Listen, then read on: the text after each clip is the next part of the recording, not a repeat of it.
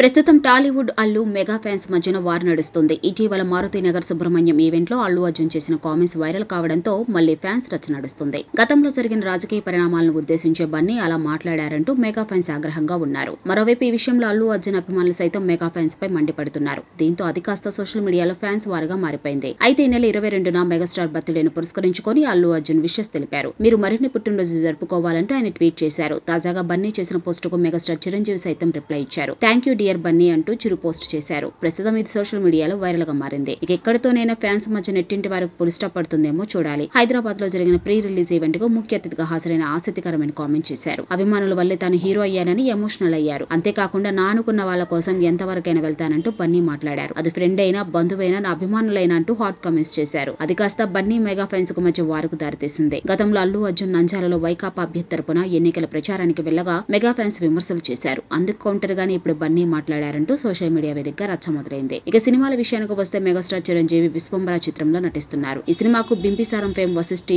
దర్శకత్వం వహిస్తున్నారు. మరోవైపు బన్నీ పుష్ప 2తో ప్రేక్షకుల ముందుకు రానున్నారు. సుకుమార్ డైరెక్షన్ లో వస్తున్న చిత్రం డిసెంబర్ 6న థియేటర్లో సందడి చేయనుంది.